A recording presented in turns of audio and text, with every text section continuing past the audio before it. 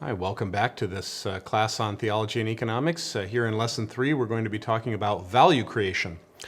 Value creation is a more economic concept, but it's central to what work is for, and how our work fits together so that the work of many people is interrelated.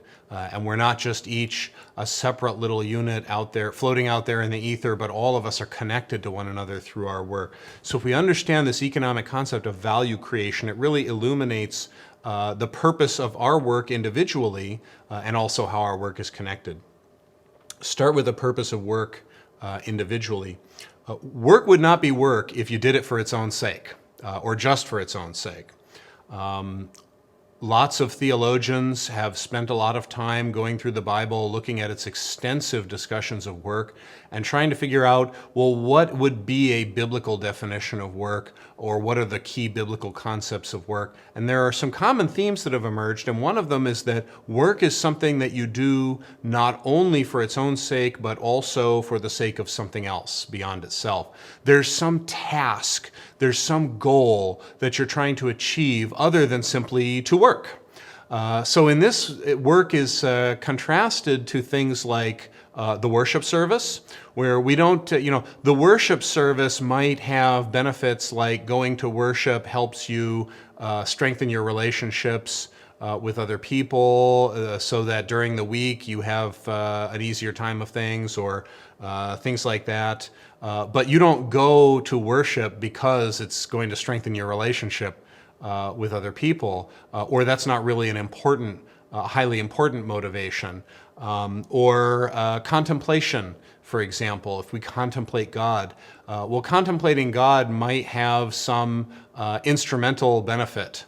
If I spend time contemplating God, I'm going to work harder during the day and be more productive.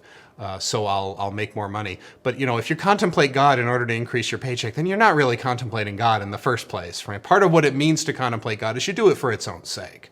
Or play.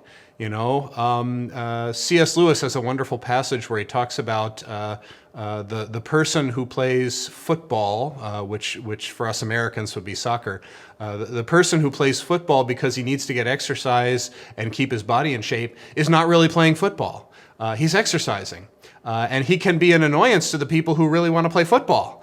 They enjoy the game, and they care about the game for its own sake. And the man who's out there to exercise and is focused on something else besides enjoying the game can be a hindrance. So these other activities are distinguished from work partly because they're done exclusively or almost exclusively for their own sake. But work is something that we do for its own sake, but also for the sake of some task or goal that we're trying to perform. Nobody ever really works just to work and for no other reason. If you were doing that, you would not really be working. You'd be doing something else. It would be a hobby or something like that. Now, don't get me wrong, work is intrinsically a good thing. And it's a little bit paradoxical that even if we could get everything that we get through work without working, we'd still be better off working. And in fact, if you got everything that you currently get through your work, without working, the appropriate response would be to turn around and say, okay, now what can I add to that by working? So there's an intrinsic goodness to work, and we don't want to lose that.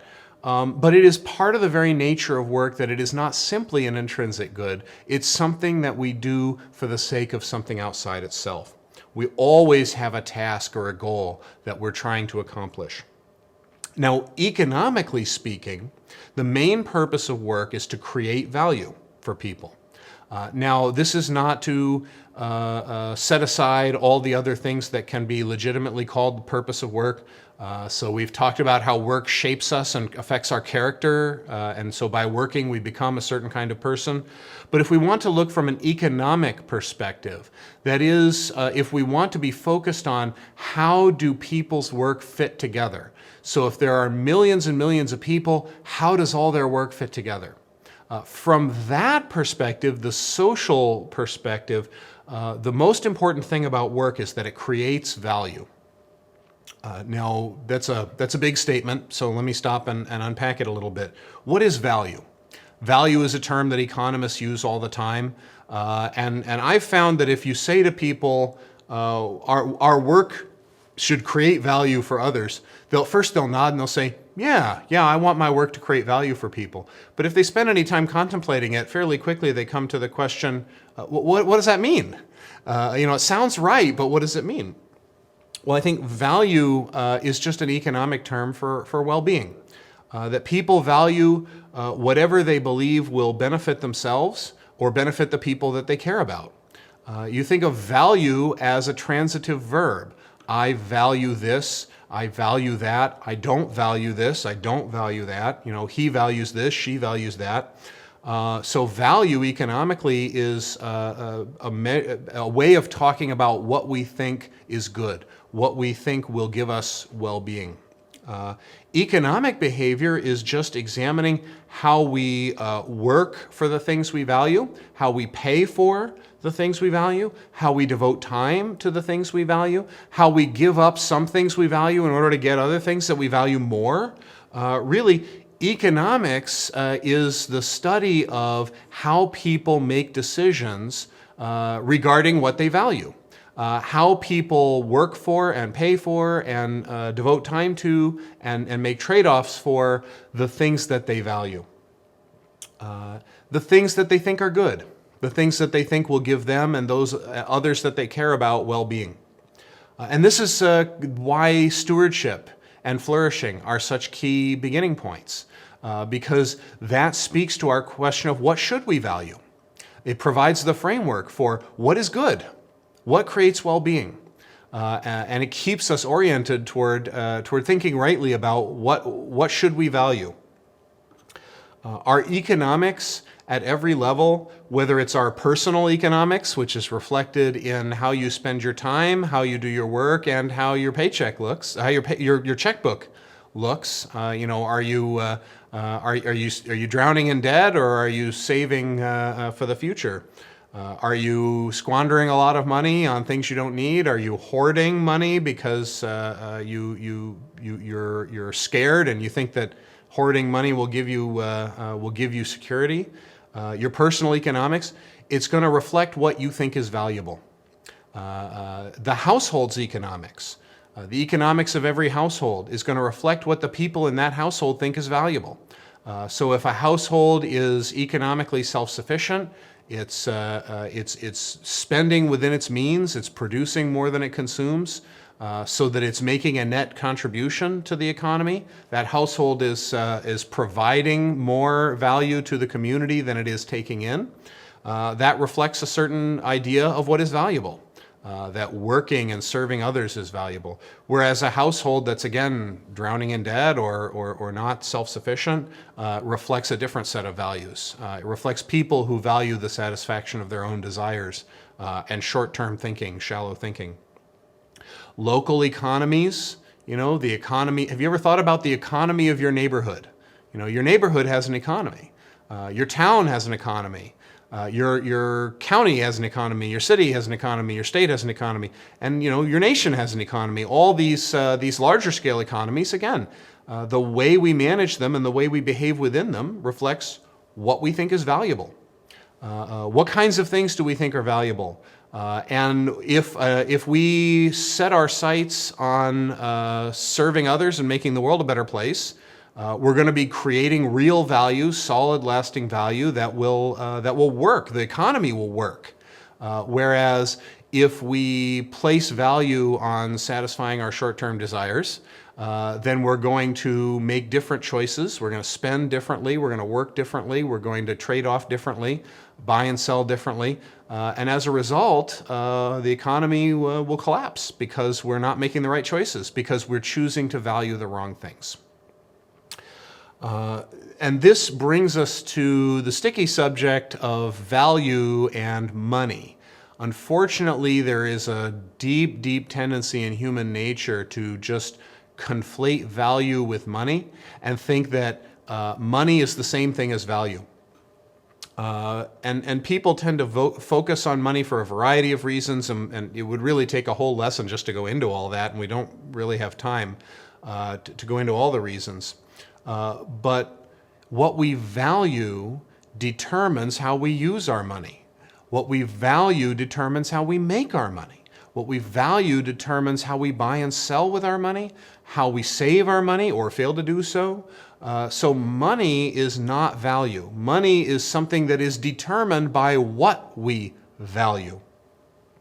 I have a really fun illustration of this. I know a number of Christians who are economists, and one of them said to me, economists are constantly asked, if you know so much about economics, how come you're not rich?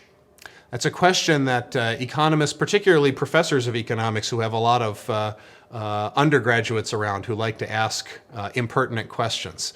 They'll ask, well, if you know so much about the economy, how come you're not rich? Well, some economists are rich because that's how they choose to use their knowledge, but many are not. A good chance that most are not. I haven't conducted a survey. But the thing is, that's not what they value in every case. And I would venture in most cases that their knowledge of the economy is not something that they gathered because they wanted to get rich. That's not what they value. I think that has certainly been the case for every Christian economist I've talked to, and for most of the non-Christian economists too. They didn't get into economics because they valued money. And the rest of us assume that they did because, again, we think economics is just money and there's nothing else to it. But I've heard this from quite a few economists, this question, how come you're not rich? Because they made different life choices. Because getting rich is not what they value. They value other things. They value the opportunity to teach. I have a friend who's an economist who recently transferred from a highly prestigious teaching college to a public university in a different part of the country. And whereas he used to have mostly upper income students, now he has students who are mostly lower income, and quite a few of them are the first people in their classes to ever go to college. And he said, I love it. And the reason I love it is almost everybody in my class wants to learn. Now see, that's what he values. He values the opportunity to teach students who really want to learn. If you talk to any teacher, I've done enough teaching myself, I can tell you, it's just a transformative difference if your students in the classroom want to learn. So my friend he's an economist and he cares very much about money. In fact, he specializes in the study of money. That's the branch of economics that he deals with. He's a macroeconomist, and monetary theory is a core part of his work. But that's not what he places value on in his life, and those are not the choices he's made. So I think we need to remember to look at value and remember that value is not money. Money is a tool that we can use. We can use it to measure value, we can use it to exchange value, and we can use it to store value. So measuring value is pretty straightforward. If we need to have a measurement of how much something is worth, it's very hard to do that without a unit of money. Money gives us a useful way of measuring how much things are worth, and that can be very important in some contexts. Exchange is really a critical function of money. Without money, we would have to barter for everything. You remember the example from a previous lesson where I said, I make shirts and you make shoes, and we serve each other because you can wear the shirts I make and I wear the shoes you make. Well, without money, we'd have to barter for everything. I would make shirts and then I would have to go trade shirts for a pair of shoes and trade shirts for a pair of pants and trade shirts for my chair and my table and my computer. How many shirts would it take to get a computer out of somebody? How many shirts for that phone? How many shirts for that car? Barter, you would just never be able to do almost any of the things that we take for granted every day that we can do. So money makes it possible for us to serve each other with our work through that system of exchange. I've been describing in the last two lessons how we're all part of this enormous system of exchange where we serve each other. Well, money is really critical to making that happen. So it's a way of exchanging value with one another, and it's a way of storing value. I create value through my work by making shirts, and if I save up money in the bank, then I can keep that value and then have it when I need it. Now, hoarding is not a good thing to do, but in the modern economy, when you put money in the bank, it's not hoarded, it's invested back in the economy so people can use it productively. So in the modern economy, saving money becomes a really helpful thing to do, not only for yourself so that you can be a good steward in your own household, have a nest egg ready, but also saving money serves the community in the modern economy because that money doesn't just sit in a bank vault. Scrooge McDuck is not in there in his bathing suit, holding his nose and yelling, "Wee!" and diving in the money. In the modern economy, when you save money, it gets invested into businesses, so it's available for the use of the community. So storing value becomes another use of money. But fundamentally, money is a tool that we use to manage value. It's a tool that we use to enable us to serve human needs. Valuing money for its own sake is a terrible evil. It's an illusion. Essentially, money is not value. Money is a tool that we use to manage value once we've created it. We should not act like money is value, like possessing money is well-being. Money is a tool that we can use to create well-being. But there's this deep illusion that people get tricked by, and they begin to think that money is value when money is not value. And it leads into all kinds of problems. And this idea that money is value gets embedded in all kinds of places where we don't even expect it. So for example, in a church, you might measure the success of your Thanksgiving Day ministry by how many turkeys did we give away, right? So the more turkeys you give away, the more good you did. But is that true? Did you really create more value because you gave more turkeys away? Did you create more well-being? Are you loving people by giving away more turkeys? Well, maybe in some situations, but more and more people are realizing it's not always the case. That you can't measure well-being just by toting up the number in your church budget under the diaconal ministry. It's not necessarily the case that the more money you gave away, the more good you did.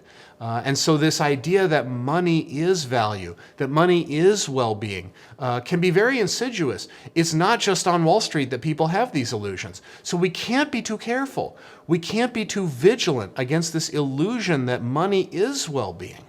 We should really be constantly on our guard against that powerful illusion.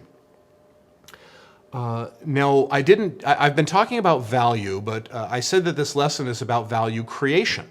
So what is value creation? If value is a way of talking about what people think is good, what people think will create well-being for themselves and those they care about, how do we create value? Well, the key idea here is that our work does not just move stuff around. When you work, you use raw materials. And that can be very obvious, like when you make a chair, you make it out of metal and wood and plastic or whatever you make it out of. But it's also when you provide services, you are manipulating raw materials. You are using things to do your work. But our work is not just taking these materials and moving them around. Our work transforms the materials that we work on, and it transforms people as well. I'll give you an example of this, and how the transformation that we do through our work creates value by making it more valuable, by making raw materials more valuable. A pair of glasses is mostly sand.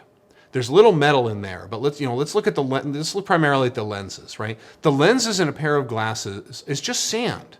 That's all it is. Well, what's the difference between a pile of sand and a product that can help the blind see? Because a pile of sand cannot help the blind see. But a lot of people are blind without their glasses. So what is it that makes a pile of sand into a product that can bring sight to the blind? Well, it's human work. The difference between that pile of sand and that pair of eyeglasses, which will bring sight to the blind, is human work. Work took that sand and all the other raw materials that are involved, the metal and all that stuff, and transformed them. So that pair of eyeglasses is far more valuable than the pile of sand and all the other raw materials. Why is that? Why is it that a pair of glasses is so much more valuable than a pile of sand? It's because it creates well-being. That a pile of sand does not create. Glasses create good for people. Bring sight to the blind. That's good. It's valuable for that reason. So work creates value by taking raw materials and transforming them so that they are more valuable. So we're not just moving stuff around in the world. And through our work, because our work creates value, the total amount of value in the world, the total amount of wealth in the world gets bigger over time. You know, everything that you needed to make a pair of glasses was already in the world thousands of years ago. Everything that you need to make a phone or a car or a television or, you know, the internet or, you know, smartphones or what, you know, there's probably some product that's going to be invented after I tape this lecture that you have that doesn't even exist at this point when I'm sitting here at this desk taping this lecture. Where did that come from? All the raw materials you need for all those things have been in the world from the beginning. Thousands of years, all that stuff has just been sitting around. The raw materials were all given to us by God. We don't create from nothing. We create out of raw materials that were given to us by God. So why is it that there were no eyeglasses for so long? Why were there no cars? Why were there no computers? Why were there no smartphones? Well, it's because human work had not yet built up the amount of value in the world over time. This is human civilization progresses. It allows the amount of value in the world to get bigger over time. So that whereas thousands of years ago we had lots of people who were blind and they couldn't see because we hadn't built up the technology of eyeglasses.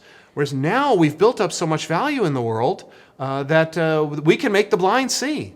And we can make the lame walk through our work, through the value we've built up over time as the human community and all of the particular human civilizations in history have built and built and built through human work.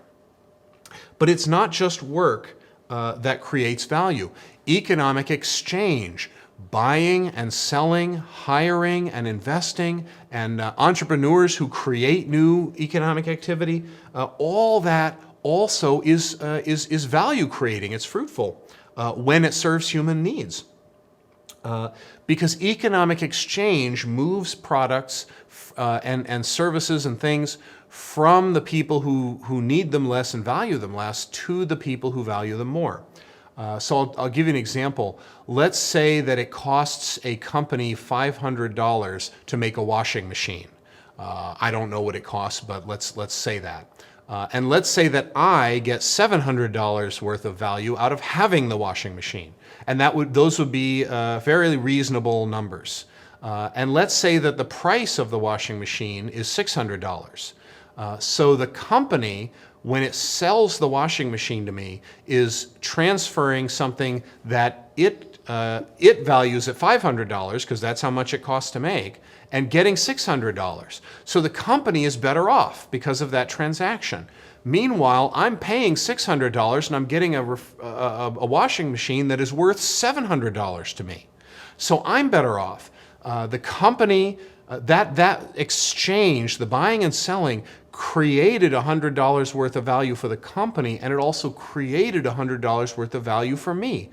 Now, again, we have to be careful when we use an example like this. The dollars are not the value, right? Just like I said a moment ago. We don't want to fall into assumption that just because money increased, value increased. That's not necessarily, it's not always the case.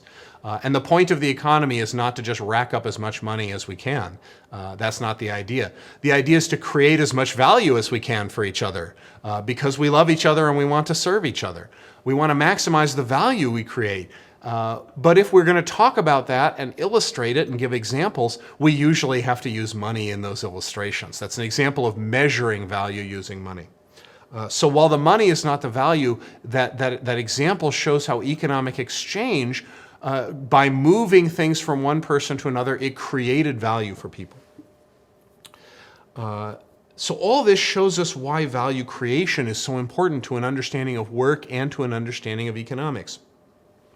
Each of us personally needs to work and engage in economic exchange, like buying and selling, in ways that create value for others, for ourselves and for others, for people.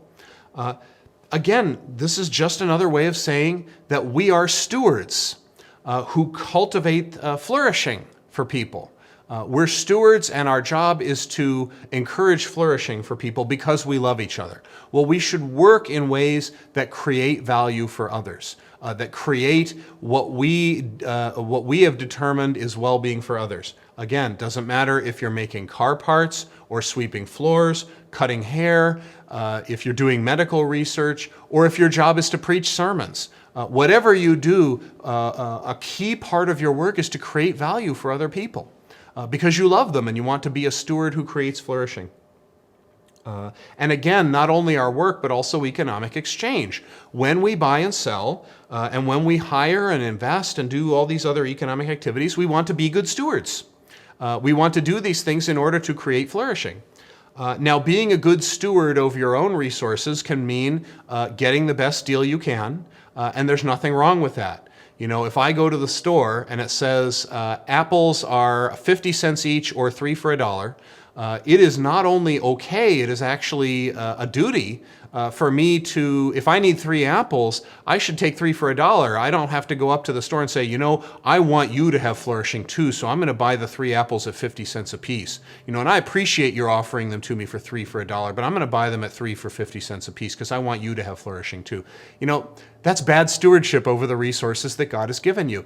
The store wouldn't offer them at 3 for $1 if it weren't good stewardship for them, because there are reasons why stores benefit from making offers like that. So it's, again, as long as the store is offering it to you, it's an exchange that benefits you both. But we want to refrain from deceiving people or exploiting people because we have a position of power, or in some other way manipulating or tricking people so that we can take their value away from them. That's the key distinction. We want to engage in exchanges that create value for both sides rather than trying to use power or trickery or fraud or exploitation to try and take value away from other people. We want to be engaged in exchanges that are creating value for both us and others. But again, and this is a theme you'll recognize from the previous lessons, our personal lives are not enough. Our social systems matter, our relationships matter, households, businesses, and neighborhoods, towns, cities, and the economic system of the nation as a whole need to prioritize value creation in our work and in our exchange. And part of what makes that challenging is our idea as people of faith, our idea of what is valuable, love for others, virtue and right relationships, flourishing in that holistic or robust sense where people have everything that's good for them to have and not just money and stuff. Our idea of what's valuable is in competition with materialistic values that prioritize having money and stuff and that think that having money is having well-being. So it's a challenge for us, but we can't be passive. We can't just sit back and just be content to live our own lives in a way that reflects our values and our knowledge of what is good. Because being human means being part of these social systems. Being human means being part of the people group and part of the nation and part of the town and the local community and the neighborhood and the household and the business. So it's important for us to infuse our knowledge of what is really good into these cultural systems by the way we live, by the way we work, and by the way we share our wisdom about economic systems and businesses and how they should operate as stewards. Now that's a huge challenge, and there's a lot involved in that. And how value creation relates to culture and to institutions and to economic systems is what we're going to be looking at more specifically in the next lesson.